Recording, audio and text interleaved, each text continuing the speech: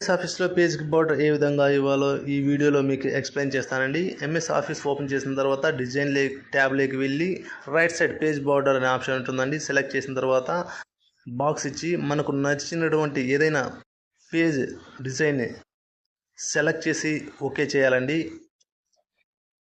మనం అప్లై చేసినటువంటి బార్డర్ పేజీకి అప్లై అయిపోతుందండి.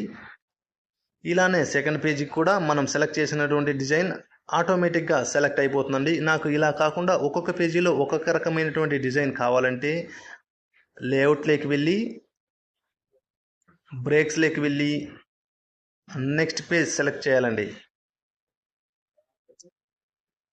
ఇలా సెలెక్ట్ చేసిన తర్వాత డిజైన్ పేజ్ బార్డర్ మనకు నచ్చినటువంటి ఏదైనా బార్డర్ని సెలెక్ట్ చేసుకోండి. ఇలా కాకుండా నాకు నన్ను కస్టమ్ బార్డర్ నేను సెలెక్ట్ చేస్తున్నానండి.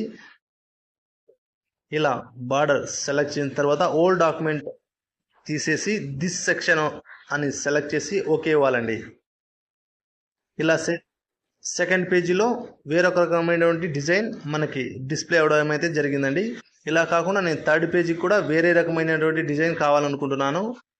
Layout breaks next page select చేసి డిజైన్ పేజ్ బార్డర్ మనకు నచ్చినటువంటి ఏదైనా డిజైన్ సెలెక్ట్ చేసిన తర్వాత